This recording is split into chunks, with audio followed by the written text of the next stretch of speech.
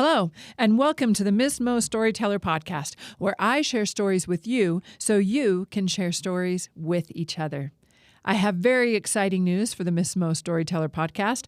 I have created a new Patreon.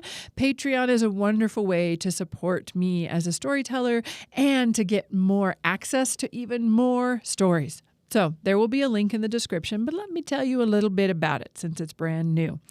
For $5 a month, you become a Patreon subscriber. What that means is you get access to my entire library of YouTube story videos. I will be putting up a new video every week on YouTube. I'll only leave it on YouTube for a few weeks, and then it will move on to Patreon. So if you want access to a whole library of folk and fairy tales from all over the world, Patreon is the way to do it. Also, subscribers will get a real live actual birthday card in the old-fashioned mail with a stamp and everything. I love getting birthday cards, and I love sending birthday cards. So subscribers will get one on or around their birthday. Speaking of birthdays, subscribers also get a birthday shout out on the YouTube episode and the podcast episode that airs the week of their birthday. If birthday shout outs aren't really your thing, then you can just give a shout out because you're awesome. Or if there's someone that you love or care about, we can give a shout out to them. Or if you're a teacher, then I can give a shout out to your classroom. And again, that happens on the YouTube episode and the podcast episode. Plus, but wait, there's more. You get 50% off all the online albums that will be on my website. And I will be recording a lot of the stories that I've been performing at festivals I don't have recordings of. So I will be recording them over the next several months and putting them as albums that you can buy and download on my website. And Patreon subscribers will get 50% off of those.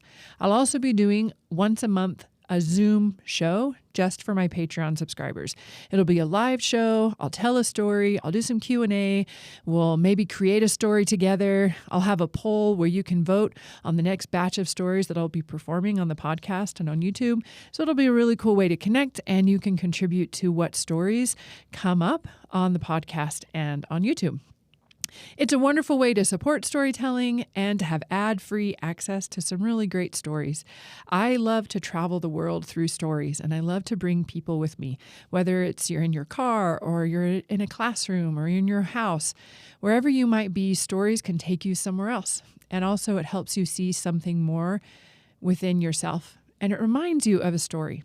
And that's why I love storytelling. My hope is that the folk tales I share with you and maybe the little personal anecdotes I share will spark a memory or will spark a question. And you'll share those memories or those questions with the people around you, with the people you love, or with the people you don't quite love yet.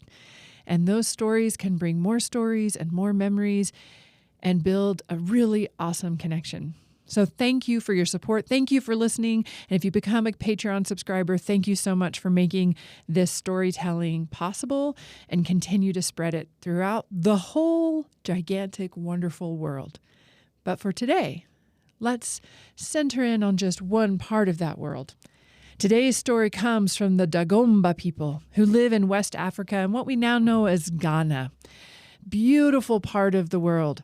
Now, this story is about a character that you've heard me tell stories about before, Ananzi. I've told stories about Ananzi as a trickster and Ananzi's 6 clever children. There are so many wonderful Ananzi stories in the world, and most of them feature Ananzi as a spider. But I've learned Ananzi wasn't always a spider, and this story tells us how that began. Ananzi lived in a kingdom, and as most kingdoms do, this kingdom had a king. And as most kings do, this king got, well, whatever he wanted. He got his favorite food. He got his favorite drink. If he had had a television, he would have always been able to watch his favorite show. In this king's situation, what his most favorite thing was a ram. This beautiful snow white fluffy ram. The king loved the ram, and he wanted the ram to be happy and safe.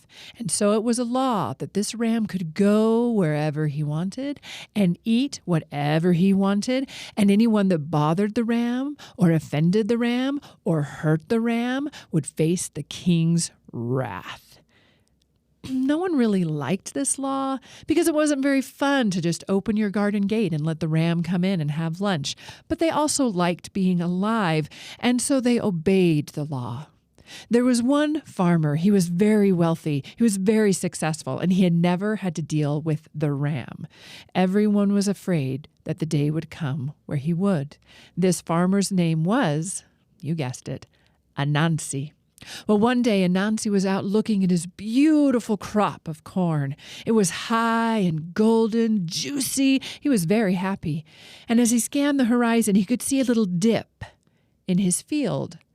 And when he went and explored where the field dipped, there he found a large circle of trampled corn. And in the middle of that circle, he found a ram, a snowy, white, fluffy ram eating his corn. The ram looked at Ananzi as he chewed away with this look in his eyes that said, what are you going to do about it? Ananzi was furious. He knew this was the king's ram, but this was his corn. He picked up a rock and he threw it at the ram. Now, Ananzi was a little stronger than he thought. The rock was a little bigger than he thought, and Ananzi's aim was a little better than he thought. The rock hit the ram right between the eyes and dropped him dead. Ananzi had killed the king's ram. What am I going to do? Thought Ananzi. What am I going to do? And he wandered out of the field and he sat under a shea butter tree. He hit his head against the bark of the tree, trying to think of an idea, and a nut dropped into his lap. He picked it up, cracked it open, he ate it. It was delicious. So he hit the tree with his elbow a few more times, and more nuts showered down. He ate 2 or 3 more, and while he ate, he suddenly had an idea. He hit the tree several more times, and many more nuts came down. He gathered them up and put them in his pocket. Then he went back to his cornfield, and he pulled the ram over. He climbed the tree with the ram on his back, which is very impressive. And when he got into the trees and the leaves, branches, he tucked the ram in between 2 large branches where it would sort of be wedged in there. And then he shimmied back down the tree and went to find his good friend Kusumbuli. Isn't that a great name? Kusumbuli. He knocked on his friend's door. Kusumbuli came to the door, and Ananzi said, "Look what I found today. I've never tasted these. They're delicious." And he handed him some nuts from the shea butter tree. Kusumbuli ate them, and, "Oh, these are delicious. Do you have any more?" Ananzi said, "No, I don't have any more, but I can show you where to get them." And he brought Kusumbuli back to the tree. He said, "You have to hit the tree to get the nuts." And so Kusumbuli lightly kicked the tree, and a few nuts came down. Ananzi urged him, "No, Kusumbuli, you got to really hit it. They'll just shower down. Come on, shake the tree." And so Kusumbuli shook the tree and kicked the tree until the ram came loose between the branches and dropped dead at Kusumbuli's feet. Kusumbuli looked at the ram, and he looked at Ananzi. Ananzi's jaw dropped. "Oh, Kusumbuli, you've killed the king's ram. Oh, you are in so much trouble. Oh, what are you gonna do?" And Kusumbuli began to cry. "I didn't know he was in the tree. How does a ram even get in a tree? I didn't mean to kill the ram. He's gonna kill me. The king's gonna kill me. He's gonna kill my whole family. Ananzi, what do I do?" And Ananzi gently patted Kusumbuli on the back. "Oh, it's okay. It was a mistake. Maybe the king will show you mercy. Take the dead ram back to the king. Tell him what happened, and perhaps because of your honesty, he will forgive you. But just in case, you should probably go say goodbye to your family." And so Kusumbuli picked up the ram, and he began to walk towards the king's home. And on the way, he passed his home. And so he walked in and he wept as he hugged his children, and he hugged his wife. "I'm so sorry. I killed the king's ram. I have to go tell him what I did." And Kusumbuli's wife said, "What? Why would you do that? Tell me everything." So Kusumbuli told her about the tree and kicking it and shaking it, and then the ram fell down and he killed it. It was dead at his feet. Kusumbuli's wife folded her arms across her chest and said, "Kusumbuli, have you ever seen a ram climb a tree?" Kusumbuli thought, "No, I have not seen a ram climb a tree. And Kusumbuli's wife's eyes got very narrow. Ananzi did this. Ananzi has something to do with this. You listen to me and do everything I say. And Kusubuli was a very smart man, so he listened to his wife. Ananzi was waiting outside. Kusumbuli brought the dead ram to Ananzi and said, "Would you stay with my family while I go and see the king? And maybe he'll let me go and I'll be back in a few hours, but maybe not. Will you take care of them and comfort them?" Ananzi said he would, and he looked very somber as he shook his head. And so Kusumbuli walked. He walked for a couple of hours, and then he tucked the ram away. He went fishing. He just killed some time until he knew he'd been away long enough, just as his wife told him, and he picked up the ram and came back home. Ananzi was so happy. "Kusumbuli, you're back. What happened?" And Kusumbuli was grinning from ear to ear. "Oh, Ananzi, you'll never guess. The king was so grateful for my honesty. He said it was an honest mistake. In fact, he said he has so many rams, I could just keep this one and take all the meat I wanted. Isn't that wonderful?" Ananzi did not smile. He stood up in a rage. "What? You get to keep the meat of that ram? I should get the meat of that ram. I'm the one who went through the trouble to kill it. That is my meat." And then Ananzi looked around and realized he maybe shouldn't have said that. Kusumbuli and his wife pounced on Ananzi. They wrapped him up in cords and said, "You will go tell the king." They carried him before the king. They threw Ananzi at the king's feet and the dead ram next to him. They told him everything that Ananzi had done, and the king was furious. The king stood up. He couldn't even talk. He was so angry. He just reared back and he kicked Ananzi. He kicked Ananzi so hard that Ananzi exploded into thousands of little pieces. And those little pieces became little spiders.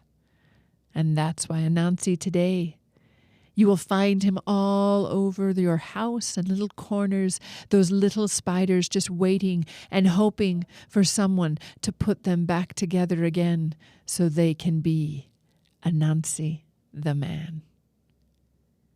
When I was in high school, I was very much in love with a certain young man. I won't say his name because there is some crazy chance he could hear this, but I was very much in love with him. And he was on the JV baseball team. Now, I kept stats for the girls' softball team. And one day, my friend Misty, she was keeping stats for the JV boys' baseball team, and she came to me and said, "Hey, we need another stat keeper. You should come and keep stats with me. Then you could be on the bus with you-know-who." Well, this was a dream come true. I started planning the wedding in my mind. I was so excited. But somehow I had to get out of being a stat keeper for softball. So I went to the coach, Mrs. Manus, and I said, "Hey, I'm really sorry, but my parents are making me quit being stat keeper." They were not. "Because they're worried about my grades. They're kind of getting low." They were not. And she was so kind. "Oh, of course, school's what's most important. Absolutely. Let me know if anything changes. Thanks." And I was off scot-free. This was perfect. The first away game came for the JV boys baseball team. I got on the bus. I was sitting right in front of you-know-who. Everything was going wonderfully. And then I remembered something that I should have thought of before. Whenever the boys baseball team had an away game, the girls softball team also had an away game at the same school. And so they rode the same bus. And I looked up and saw Coach Manus walking onto the bus with all of the girls' softball team behind her. She saw me, I saw her, and she knew exactly what had happened. I sunk down low in my chair, probably wanting to crawl under the tires of the bus. I went to her later and apologized. And she just looked at me. She didn't yell or scream. She just said those words that pierce the heart of every teenager. "I'm really disappointed in you." And I was disappointed in myself for being such a liar.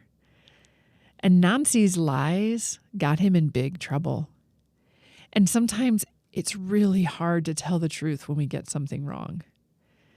It takes a lot of courage, but it's always easier than what we have to try to figure out when we lie about it. I hope today's stories, the wonderful Ananzi story and my own embarrassing story, I hope they spark some kind of memory or some kind of question. Ask each other, when's a time you've lied? What did you learn from it? What's a funny memory that comes to mind? We all have stories, and I want us to share them with each other. Thank you for listening and traveling the world with me through stories. Remember, you can get even more stories by subscribing on Patreon. Look for the link below. Also, look for links below. I put some links to learn about the Dagomba people and to learn about Ghana and some really cool learning activities to learn more about Ghana. Come back next week for another story adventure. Bring your passport. Have a great day. Bye.